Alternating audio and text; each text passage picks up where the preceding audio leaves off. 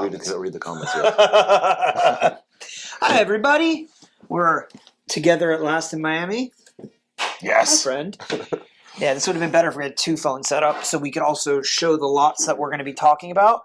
What's that? Hold on. Read the comments either. There we go. All right. Can we? All right, we're good. Settled? We're good? We're good. Settled. All right. Let's start.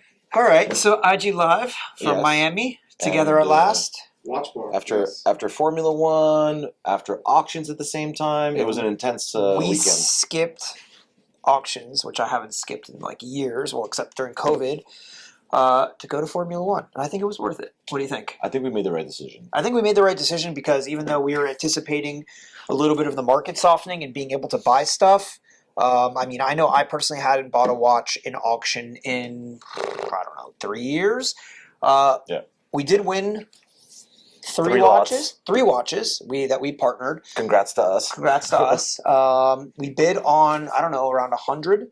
So our success rate is around 3%, maybe a little less, but still very low. I think we bid over 100 lots, probably 110, 120. Yeah. So the auction market hasn't really softened that much, but we're going to talk about it. We're going to talk about the modern watch current crisis, whatever you want to call it, dip. Correction. How it relates to vintage watches. Yep. In the vintage market and what we've seen so far. We'll field some questions. If anybody wants to ask us any questions, you want to talk about auctions first, correct? Correct. So overall auction, like he said, auctions were actually pretty strong overall. There were some lots that like probably underperformed, but there was always like so much going on, especially in the Royal Oak world. So there was a thematic auction on last Friday, a week ago, by Phillips for the 50th anniversary of the Royal Oak. That auction was overall very, very strong. Except maybe one watch, which Adam and I thought that like could have probably The brought one more. of one Marcus owned Yeah, I watch pulled it in up. steel. Yeah, that was the So- only one that I thought went for a deal. Quote So unquote. that was for example, lot 21. at the- Can we maybe see if it looks okay on the screen? Just turning it around like this? No? Can people see it? Yes, lot 21. Thanks, Jordan. Jordan, say hi, wave to the camera. So, Turning back yeah, around. overall, we bid on a bunch of lots. I personally, one of my grail watches to own is either, it can be in steel, which I don't think any of the dials are actually born in a steel case, but I don't care. Steel or platinum, mother of pearl. I thought you were going to say salmon. Quetzalcoatl. Salmon too, but more the blue mother of pearl dial, perpetual calendar, Royal Oak. I bid on the one that was full set platinum in this sale. I think I was like the second underbidder. It sold for like 400 grand all in, which was a little bit more than I was willing to pay. But actually, it was funny because Sasha and I were driving, and there was a regular steel QP perpetual calendar Royal Oak, Extra. and I didn't even know. And all of a sudden, we see in the catalog while it's selling live that there was an extra loose blue mother of pearl dial. So he quickly calls Roy and says, Adam wants a bid for him. And I think I bid to like $260,000 all in, and I still didn't get it for what would have been a quote unquote put together watch, but that I just wanted to wear and enjoy anyways. So overall, the results were really strong. We didn't win anything. I don't remember. I thought that was really, really strong. $1 million francs for the number 2 A2. Right. That was lot number 8. So, it was early in the sale. So to put this in set the tone. perspective, this was the second Royal Oak ever produced. Yeah. It sold for a little bit over $1 million, 1.06. It came from the original owner who got it as a wedding gift, never wore it, and it was full set. So basically, if you think about it, okay, let's say a great condition A series should run you in, let's say, 150 to 170 range right now in the current market.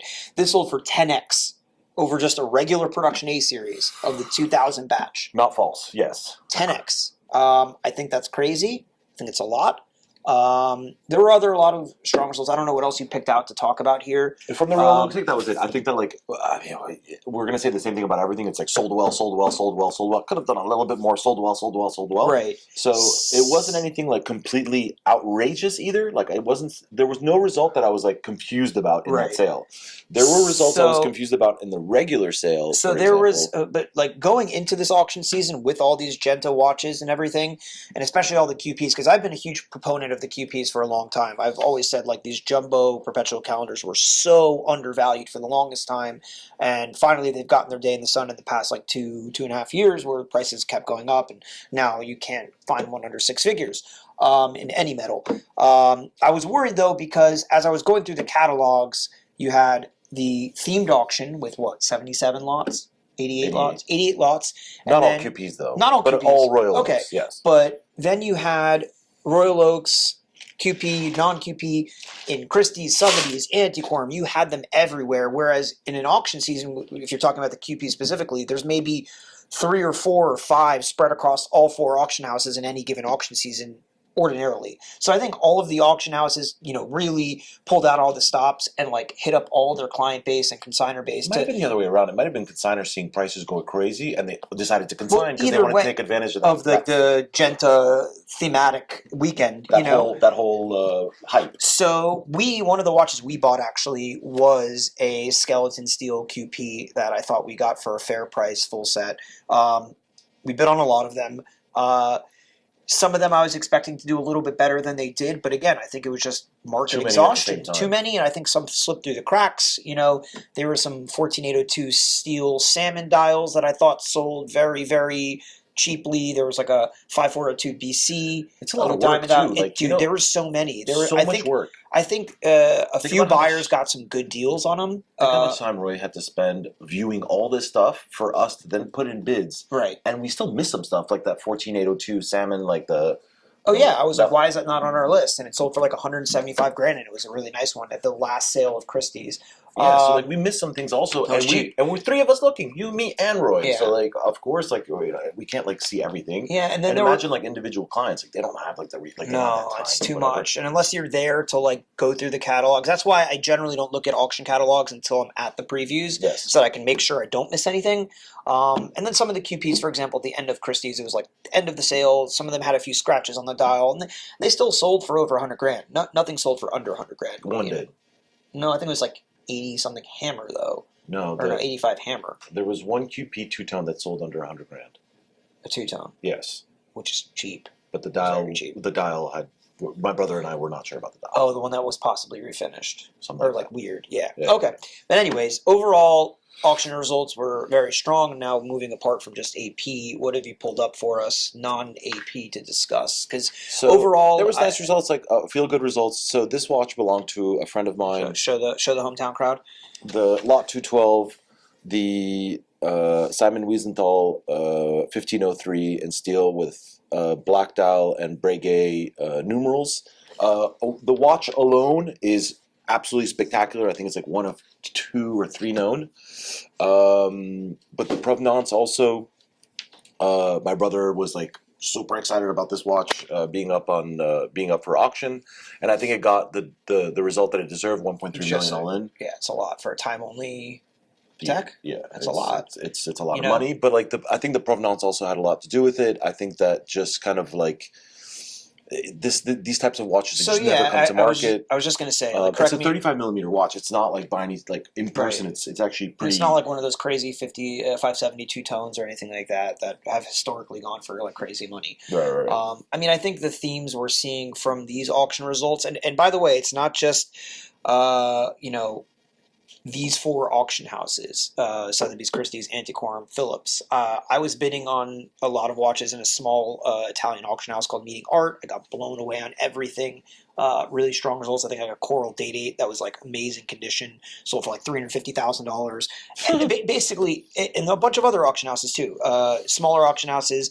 The auction market is still very healthy, and I think the results are further indicative of what we've seen for the past 4, 5, 6 years, that really rare watches or really strong condition watches, there's always a collector who's willing to pay top dollar for it. There's many collectors who are willing to fight over it, Yeah.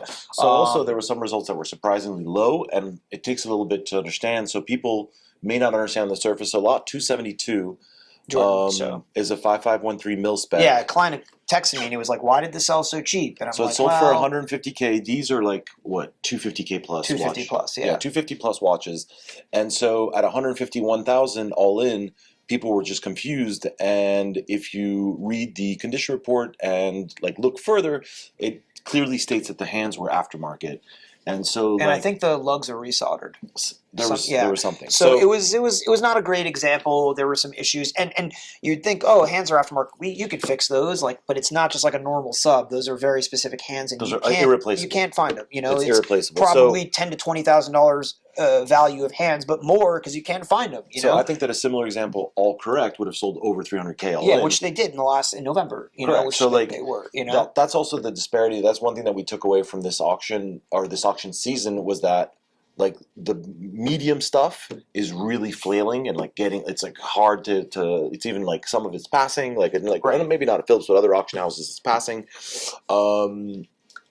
Whereas like the really nice special watches, gold, anything with diamonds. Yeah, diamond stuff is hot. Diamond stuff is really bejeweled hot stuff is very hot right now. The gold and diamonds is very, very hot. We went through like a stainless steel decade. I really think just people are looking for what hasn't shot up yet, has kind of been overlooked, that people are looking at, that's really rare, that not a lot of people have. Because it's as hard to gauge the top as it is the bottom, and when things are going down, you're like, oh, I don't know how much further it's going to go down, and also when it's going up, you don't know when it's going to stop. Right. Everyone just thinks it's going to go on forever but right.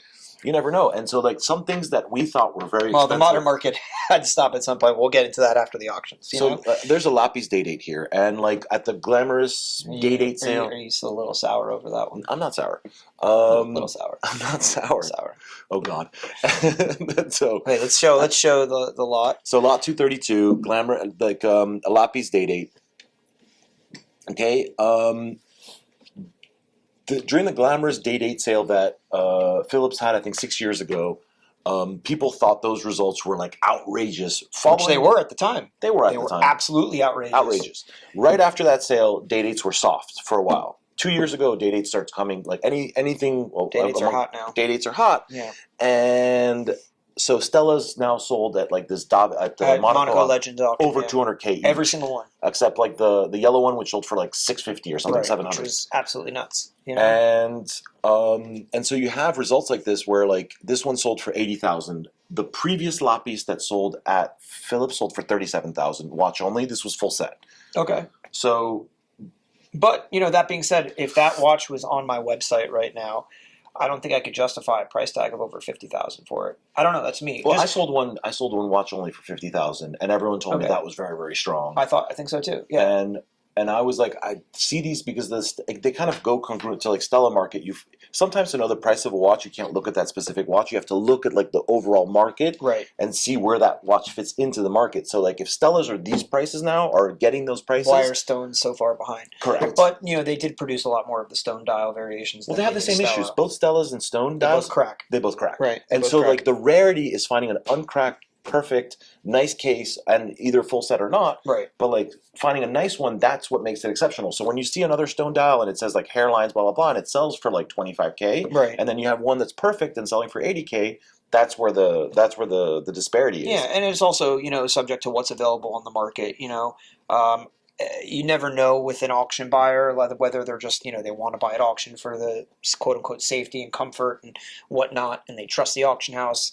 If they could be bothered to look on Chrono24 or our websites to see if there's any other available. But I personally don't know a lot of Lapis available. Not that I'm checking, your site, Yasik's site, Kirill's site. I found two in 2 years. Right. And I didn't buy Phillips. And I think one you bought from me. Yeah, one of those is from you. So the Phillips one last year, I went after it. I was the underbidder. Right. So yeah, they're rare and they're beautiful watches. And they're those and the Malachite I love. And sometimes I'm a bit selfish. It's watches that I personally love, that I believe in. Mm-hmm. And sometimes I'm right. Most often I'm not, to be honest, because when you follow kind of niche cool stuff, sometimes you just the business side gets away and you just go for what you love. Right. But then I don't care. People are like, oh, the prices went down on this watch. And I'm like, I don't care. I enjoy wearing it so much. Another one that's coming up is like this watch. Yeah, that came down, but I enjoy it. Yeah, who cares? I don't care. Just so you guys understand, we co-own prior to now. We co-own that watch together, and I was telling him 2 months ago, let's sell it. The market's really hot.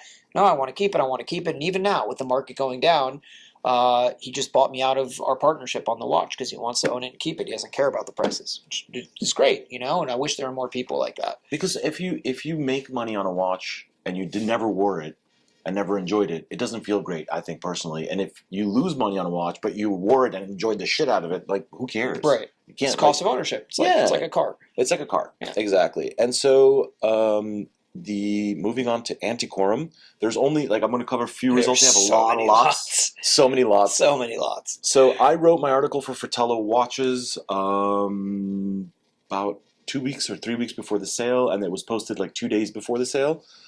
So these are 3 lots that were in there.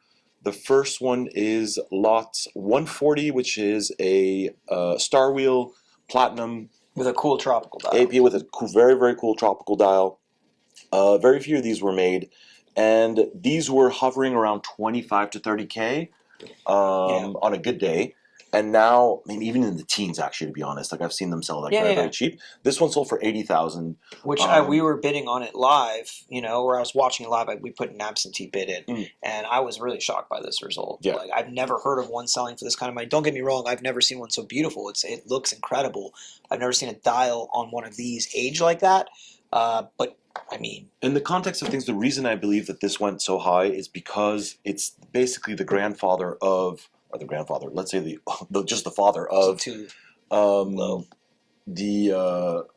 Urwerk, basically entire concept, right? And other kind of like similar. And you could actually concepts. wear it without it looking ridiculous on your wrist. Correct. No offense to Urwerk owners. No, but this is like the original, and so it's like the first Urwerk was similar to this, the little round ones, right? And so, and I think that with the success of independence, it's going to pull something like that up.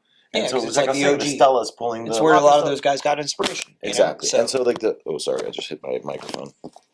All right. The second result I wanted to show was something that's completely outside of my wheelhouse, usually pocket watch.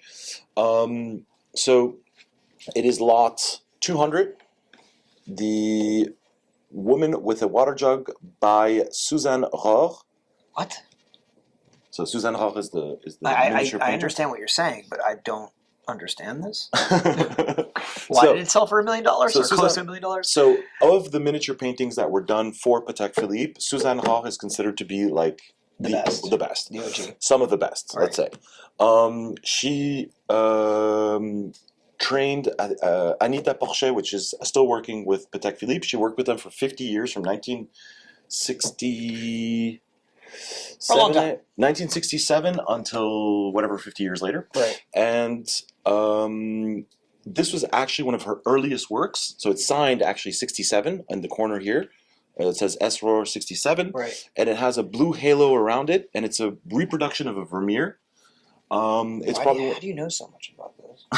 So it's one of the finest, like one of the nicest like enamels I've ever seen. Right. And after she produced this work, there was never again seen a blue halo, like a blue ring around the miniature painting. It was just a full miniature painting to the edge. Extremely rare.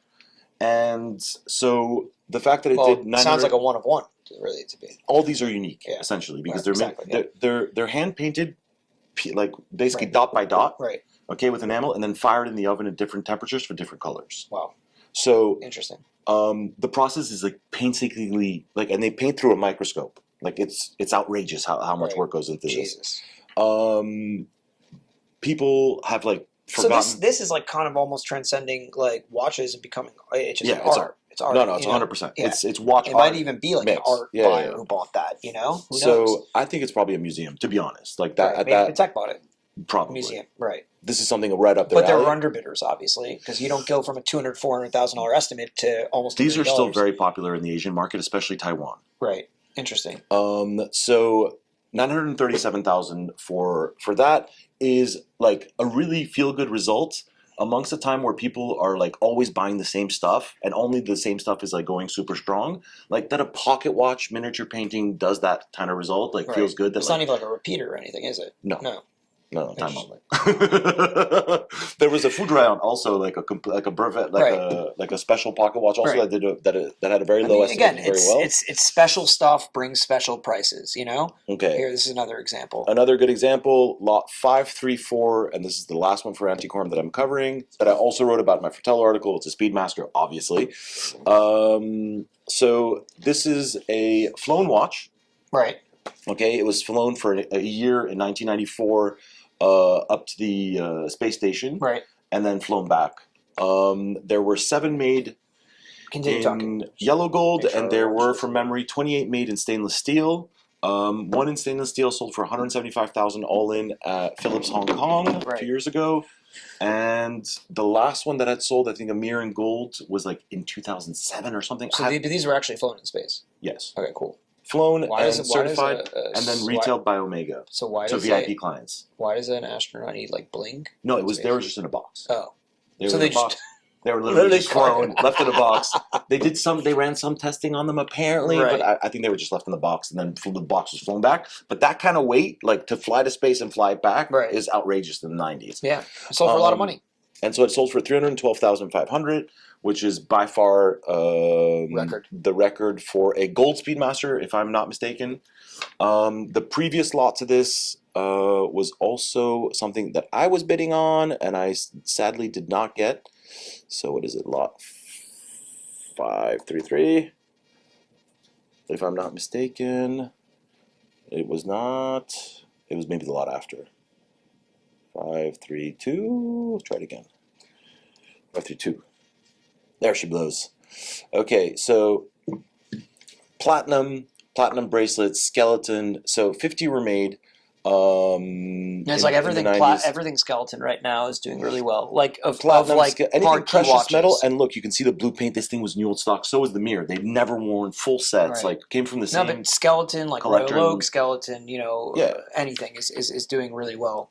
So, And from what I remember, this was done in the 90s by these platinum movements. There was yellow gold, platinum, and then platinum with baguettes, like very few pieces, and then another like few pieces, like unique pieces. right. They were skeletonized by Armin Strom, if I'm not mistaken, so which is not being done again. And they're like kind of like they're very niche, but at the same time, It went like, triple the high estimate. yeah. It went triple the estimate was 30 to 50, and it went sold for 162, 500. Yeah, It's no, a it's lot. a solid. It's a Right. solid result.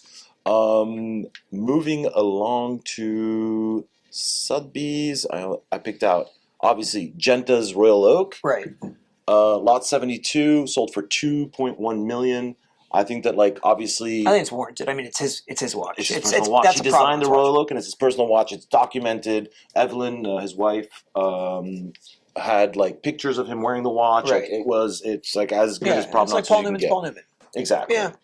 I mean, I think that's warranted. so- If anything, I think that's a bargain. And the difference, because people ask me like, what's the difference between this and a regular two-tone? It doesn't actually. It just has a gold bezel. Yeah, It doesn't exactly. have the two-tone links, and also the dial Is a steel dial is a steel dial. Right. Yes, exactly. and steel crown. Correct. I like that look. Actually, I think it's cool. I think it's very, very cool as well. I think he probably thought it was cool It's back kind then. of like Brando with the no bezel. Correct. Okay, so Aquanauts and 3800. Nautilus. So we've seen, if you go through the results, friends, of all the auction houses. If you just type in 3800. 3800, 5066, 5065, all the mid-size, and I guess this is a 5065. It's technically the first jumbo. But anything 36 to 38 millimeter Aquanaut Nautilus, incredibly strong. I don't know if that's because the jumbos are so 80, expensive 90, now. 100K for a 3800, like please, in gold, and then in steel like 75K. There was one that sold for like 130 too, like a regular. I remember what auction house it was. I think it was Phillips.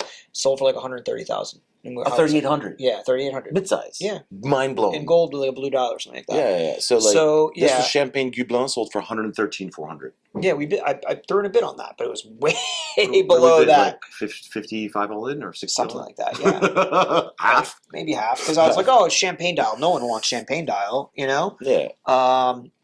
Yeah, I'll never own a salmon. So this was QV. when I was telling you that was just shy. Just shy of 100, but the Yeah. dial was very funky. So moving along to. Sorry, Sasha, I know you love this watch. You're never going to own it. Never say never. I Never love say the never. 62, the one. I mean, my love affair is really with the 6270, not the 626.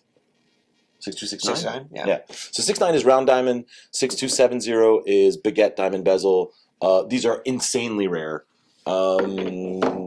Beautiful watches. And like I was saying, gold and bling, like gold and diamonds, vintage, Right. especially even modern stuff, is going absolutely. Well, I mean, look at the absurd. reaction of So 1.6 million for look, this watch. the This would have trouble breaking 750K not long ago. Right. I mean, look at the reaction of people when you wore the watch I just sold, that AP The full diamond. Full diamonds. I'm going to go pull out that watch. Continue talking. Yes, please.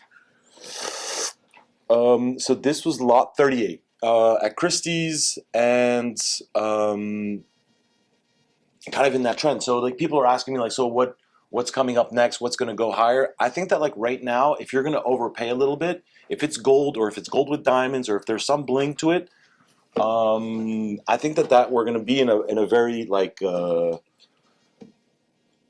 I don't know if this is our food delivery. In a very showy kind of phase, whereas we've been in like a more discreet stainless steel phase for the past 10 years. And I think that's turning. You know, people's taste change or the mood changes, and it always comes back. It's not just only bling and only gold. It's just saying that like it's going to be hotter than it has been in the past 10 years. So this watch I bought from a friend. I sold to another friend in Switzerland, a client. And it's not something I would ever buy for myself. But when it came in, this is actually the second one I've sold. It's stunning in person. Rose gold, full baguettes, and the way the dial colors, the rubies and sapphires in the center of the dial, really just pop, like in terms of a beautiful color. So Sasha asked my client, because he's going to be delivering it to him in Switzerland, if he could wear it during Formula One. He said no. He said no problem. So he wore it, and I was surprised by the reaction of people who loved this watch. Like that, they just absolutely adored it. Most people would look at it and be like, "Oh, it's a bust down. It's aftermarket. It's crap," you know. But people were so taken aback by this watch, and it worked really well on you. You were wearing shorts and a Hawaiian shirt, and it worked. It was perfect. So I think we're seeing.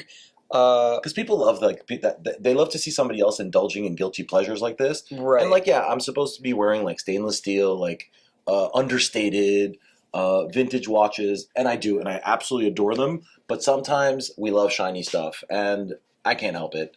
It's just that we feel like we're going to get judged by people for wearing something like that and labeled as something that we're not. But at the same time, like people know me well enough to know that I'm a vintage watch dealer. We only sell vintage at our store, and that if I'm wearing something like this, it's really just for fun. While Adam has departed, I'm going to move on to the next lot. So this is. You're going to have to speak to the driver. See what's funny. Let me hold that camera up. We're going to switch places for a second. Okay, so. Continue talking. Technical difficulties as usual. Just our food. Just our food. So a Cartier Crash London. So the London is actually it's a rare and bigger version. So a vintage one from the 60s just sold at Loop This for 1.5 million.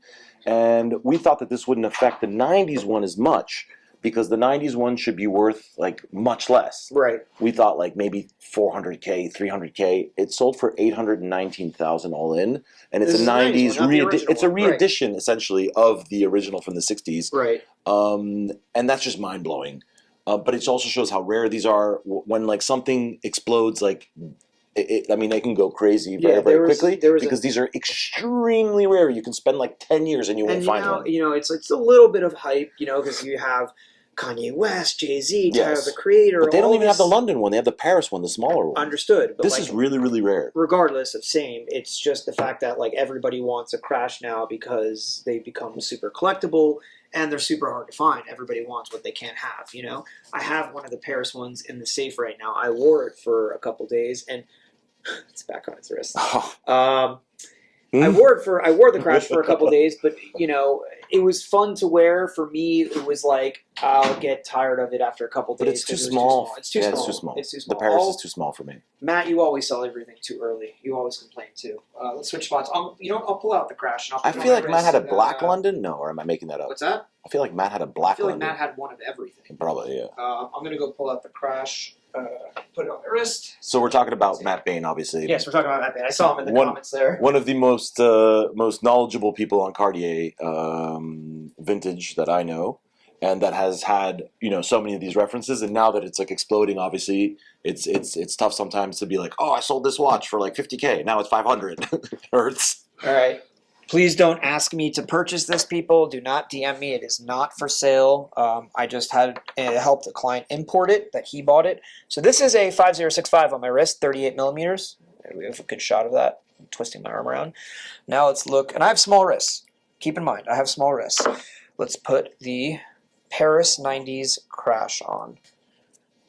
Oh, Full. It's a small watch. It doesn't have a big presence. I think it's cool in a dress setting every once in a while. I don't see it as like an everyday wearing watch. It's certainly a conversational piece, though. I was out It to is dinner. very cool. I was out to dinner with Jack, a good friend in New York, and he wore it to see if he liked it. I brought it up just so he could check it out. And the first thing the waiter says to us, like, that's a really cool watch. It's got like a Van Gogh vibe going for it. So like it's instantly recognizable, and I think people appreciate it. By the way, is he bringing up our food? It doesn't reflect how small it is on camera. Yeah, I think you're right. Let's yeah, put it on the... I mean, here, let's put it side by side with 38 and 40. It's narrow too is the problem, so it doesn't really have a presence on your wrist. Let me you know, it feels more of like almost like a lady's watch, Usually but they are my hands super, are- super, super cool. You know, So let's say I have a very, very average wrist, like for a guy wrist, and it's just it looks like I basically took like my wife's watch out of the drawer and put it on. Right. Like, there's something like it doesn't look right, Honestly, on camera, it and the looks, strap it is looks good. super thin, so it's a bit. Like it looks way bigger on camera than I'm looking at. That's in what she person. said. so yeah, I mean, listen, I understand the appeal. I understand the collectability of it. I just don't think you're buying this watch to wear as an everyday watch. You know. But would I like to own one? Sure. But am I going to pay these current prices? Absolutely not. I think that would look spectacular on my girlfriend's wrist, though. Like, not kidding. Like that would be just absurd. Oh, can't afford them anymore, though. Food's here. It's here. You ever get Okay. comments like overhyped, too small? Yeah, I Overhyped, mean, too that's small. Yeah. I mean, it kind of is. You know. It kind of is, but you know what? I think that these were made in such limited quantities that regardless of the hype and regardless that they're too small and regardless of whatever, they're going to stay strong. Yeah. Because they're just going to vanish at some point. They're going to exchange hands. They're going to end up where they need to end up, and then they're just going to vanish. Right. Like you're not just going to see them trading. And Cartier has been very reluctant to like make more, Right. which is different than other references where Cartier kind of re-edits and re-edits and re-edits and re-edits. There's like the 60s They're not one, being greedy. the which is 80s good. one, I think it's cool. the They're 90s not. one, the 2000s one, the blah blah blah, and then the Collection Privé one, and then there's like so many. They're not being. They different could variants. pump out like a re-edition of this almost every year, and they'll sell out. And they're not, which is good. You know. It's good for collectors, yeah, Right. because it keeps the prices strong and it keeps the passion Demand up. for these like rarities, like Yeah. you know, The alive. demand's up. Yeah. Because if you dilute the product, then it just kind of goes away. I love Right. this. Sorry, Patrick, you ain't getting it. All right, let's go through a few more quick auction results. Talk about the market. Field a couple questions, and because we're already at. I'll be real with you. We went through 12:45. all the auction. Okay. results. All right, so Unless there's something that like, if there's like something that confused you, and that you want us to, or like that you found special as a result, Jordan's you reading the want us- question, so you can ask him. We'll pull it up. ask Jordan, and we will pull it up, and then we will discuss it. But other than that, So the watch market. how's modern doing? So we talked. Ask the Listen, vintage only guy. listen, we talked about this, and you broke the mic again. We talked It's gonna about sound like this. shit on YouTube. It's going to be a fun YouTube video. We're filming this for YouTube, everybody. Edit that out. No, we're not editing it out. Edit You it look like out. an asshole. We talked about this on our last two IG lives, and like I was telling people like the market's softening up. You know, it hadn't crashed at that point, but it was softening. I think we've reached a point where we are in the middle of a huge correction right now. Yes. You have to understand that I sell more modern than you do. Yes. Since November, December, which prices were already at an all-time high in November, December, there have been like on many models like 20 to 25% increases month to month. Perfect example. In January, middle of January, I sold a brand new platinum Daytona baguette dial, brand new full set for like December 2021 card for $155,000, which at the time was all the money. As early as 3 weeks ago, if you had called me up and asked me to find you one of those, it would have been, if I had to call Over another 200? deal and find it, it'd been like 210, 215. 210. Okay, so we're talking like massive increases month to month. with seemingly what would seem like no end in sight, and everybody was just trying to funnel into fear of missing out, and okay, I got to get in now because the prices are just going to continue to go up.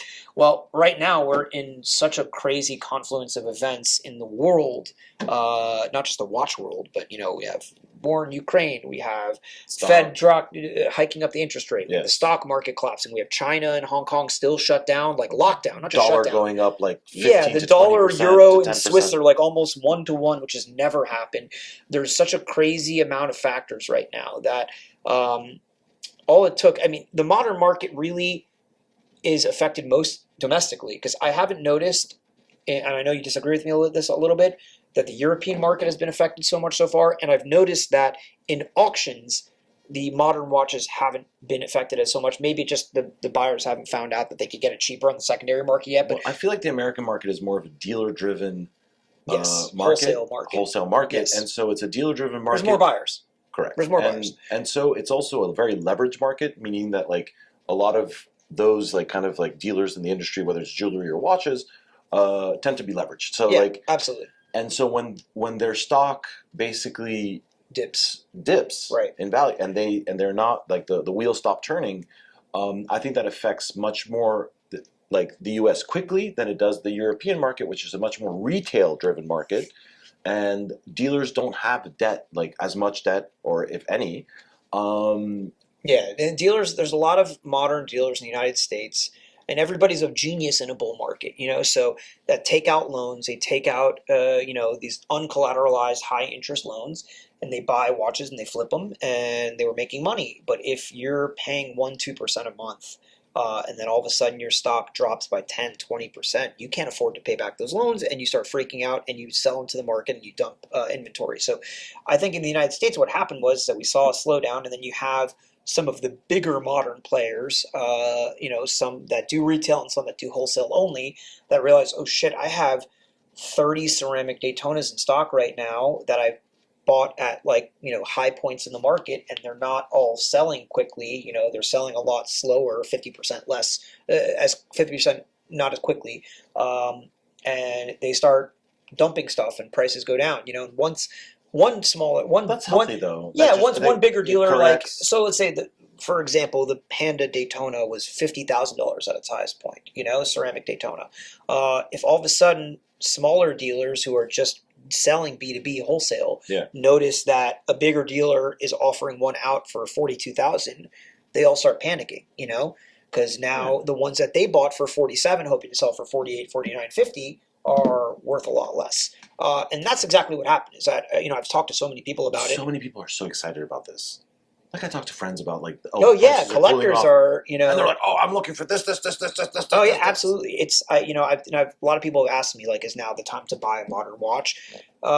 Depending on what model you're looking for, I still think the market's unsettled. Like, for example, 5712, I think they're settling now around like 130, 140, where they're at like 180. It's depending on the year, depending on the condition. You have more room to negotiate. You have room to negotiate. Like, I think if you're looking for one of those, it's been a seller's market for a long time, and now like at a buyer's market, a little bit more, where you can be like, hey, like, I'll offer you this. I think that like dealers are willing to get out at cost or take even losses. Take a little loss. Yeah, absolutely. That has not happened in a long time. No, at the last IWJG, so the American Domestic Trade Show, which was in Vegas last month, I didn't see many modern dealers who were willing to take losses. I think there's a show on Monday in Miami. I think you're going to see a difference of people willing to take losses. Hi, Sonny. We're filming for YouTube and Instagram. Say hi. Hey, guys. I think you're going to see dealers willing to take losses. I think if you're looking for one of those quote-unquote hype watches, like a modern Nautilus, Daytona, whatever, give it, I would say, 2 to 3 more weeks. I think we're seeing a market settle now where prices are settling. Mind you that I've seen this happen before, and prices will eventually go up higher than they've ever been again, because that's just the way. I think it might be a while until that happens. But that generally applies only to watches like vintage watches, right? That have had like such a long track history right. that they can, that the trend. Okay, so it's a good segue. Like, people have been asking me, how does this translate to the vintage, neo-vintage market? Has it been affected? In my experience, now again, I'm always going to put a disclaimer. that I'm biased, and I know you are biased because we are primarily vintage dealers, and I'm always going to be transparent with everybody. But this is just my experience so far and what I'm seeing in my business and what I'm selling. I haven't seen any effect on the prices of vintage watches. They're still holding strong. The auction results are very strong. I think the psychology of buyers right now is a little off because of the whole global market crashing.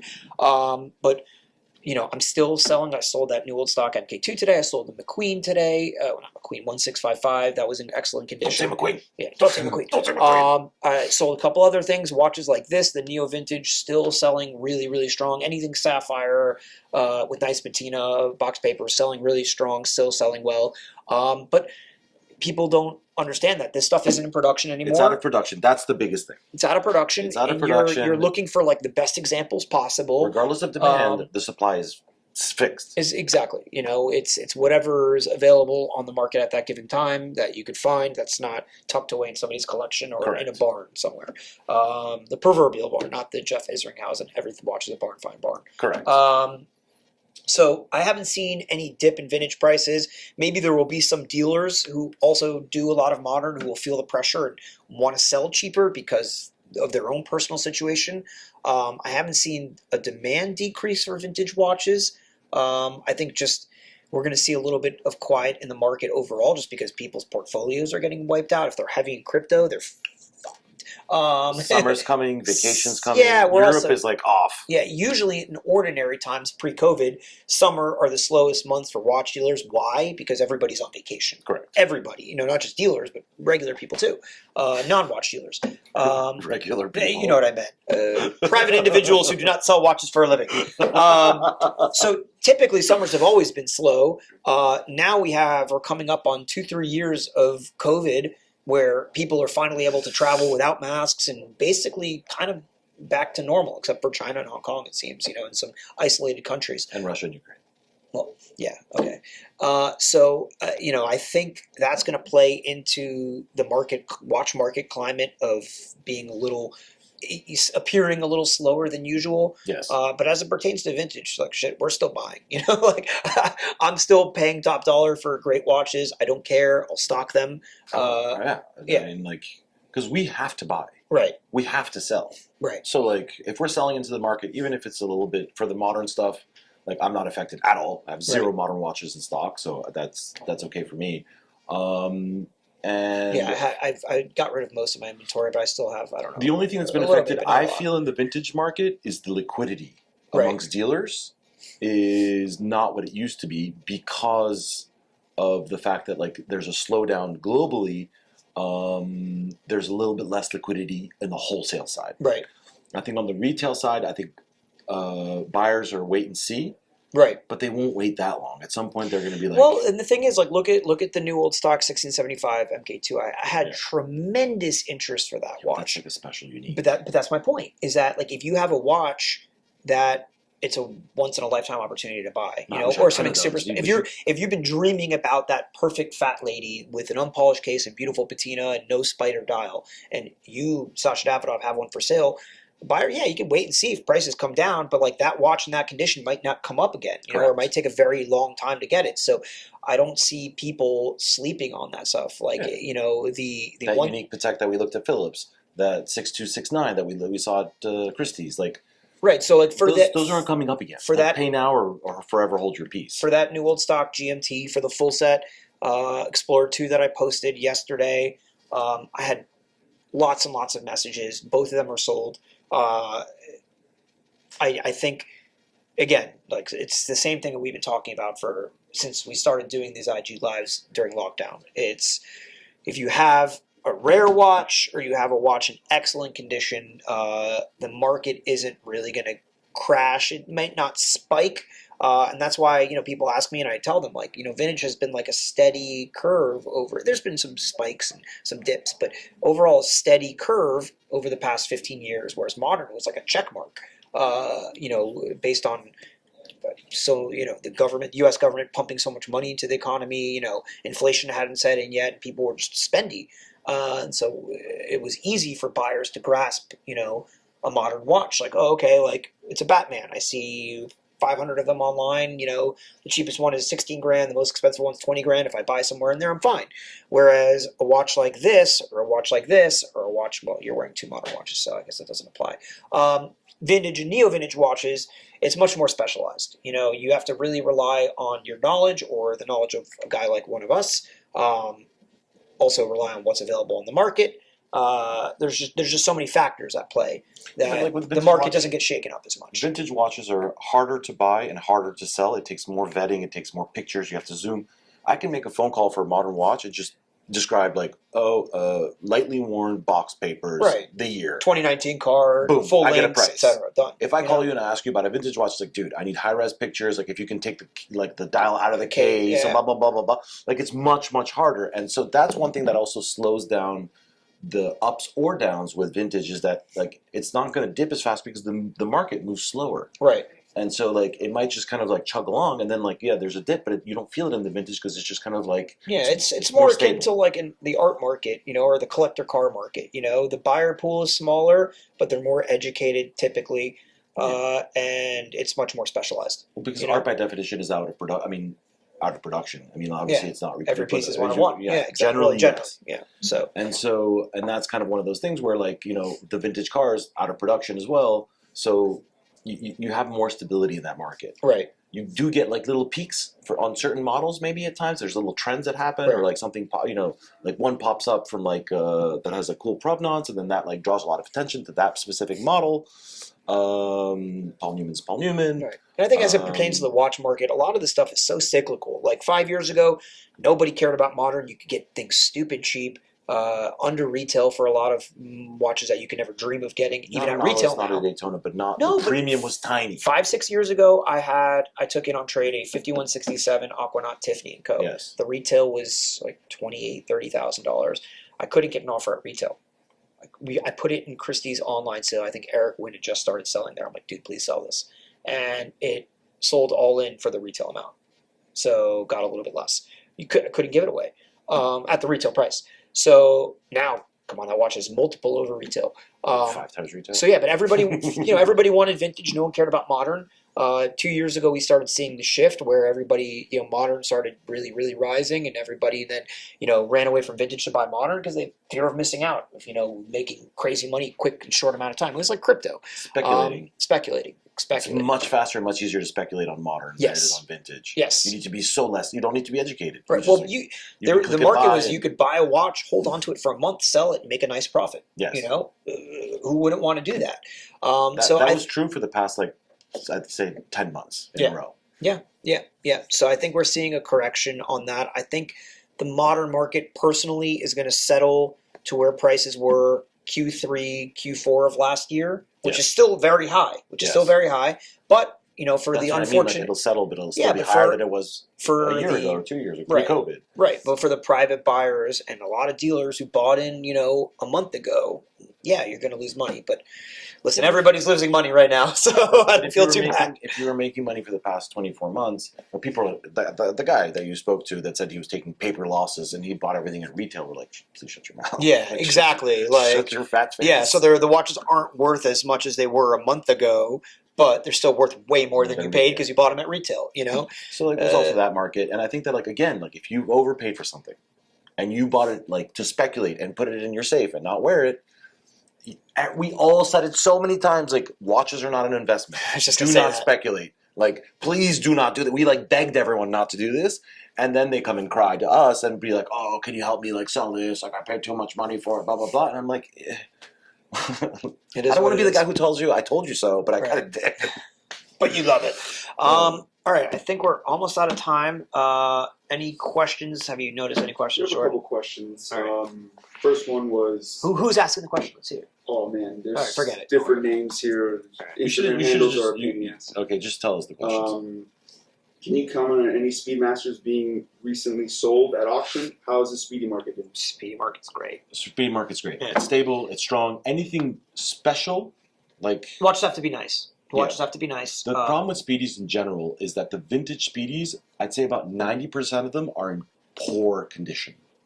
which is not the same for Daytonas or other like a Rolex. Like it's a bigger percentage. It's actually in decent or good condition. So, but that select few, the nice speedies and like the all original, good condition, honest watches, it's like you mean like I can't like find them, and like sell them.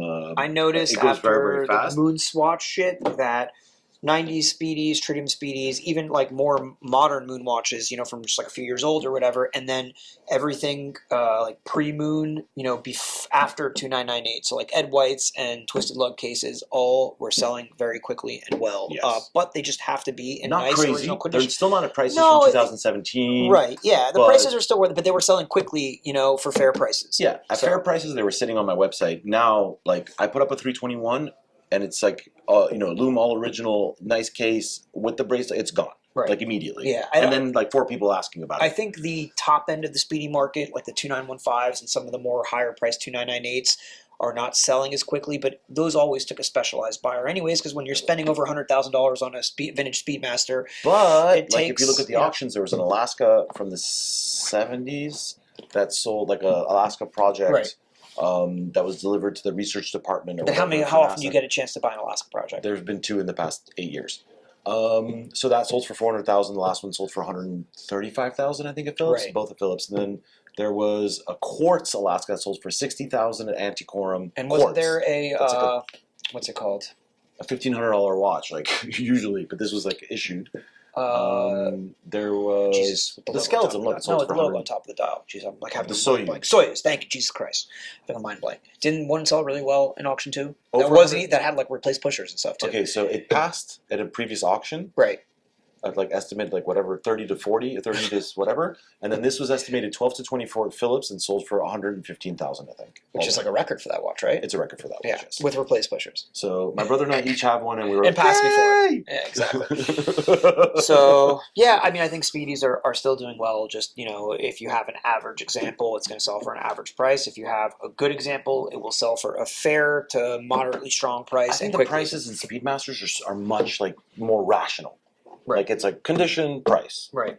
and then like if It's like that for Rolex. It's too, hard for like really special niche stuff, like the racing dials. It's hard to gauge, but that like those watches tend to do well over time, Right. because they're just incredibly rare. Like, Right. 10 made, 12 made, 50 made, like whatever it may be.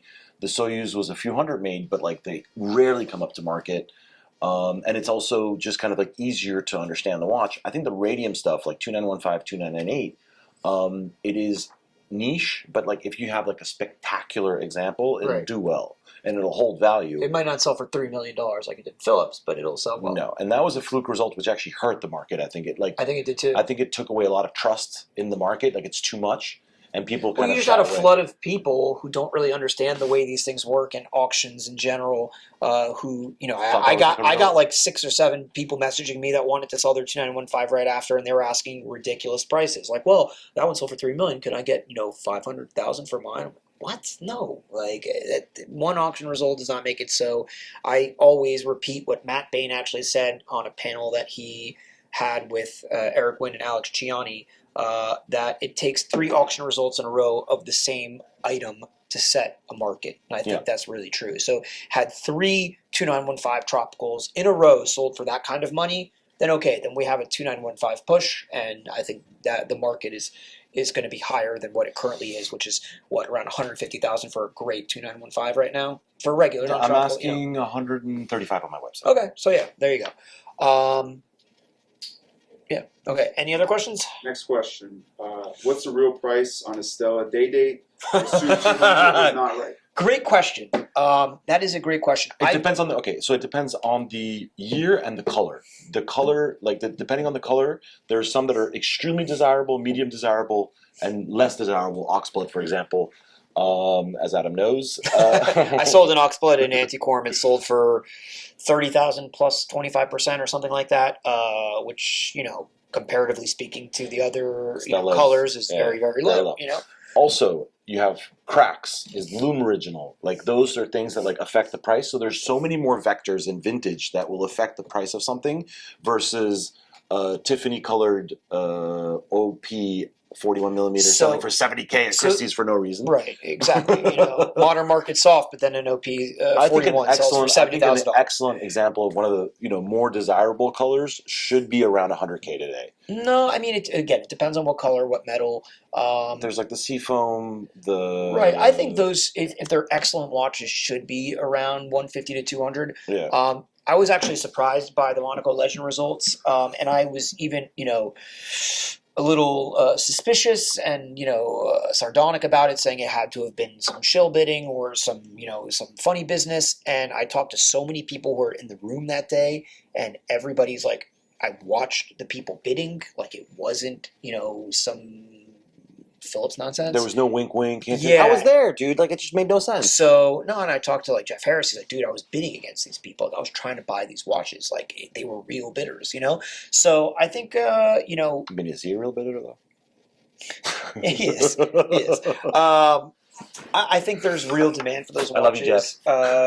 The colors, especially the more desirable colors like the blues, the greens, stuff like that. Yes. The coral, the yellow, and they're really hard to find, like Sasha just said, especially with no cracks, good cases, etc. So it just depends on what reference.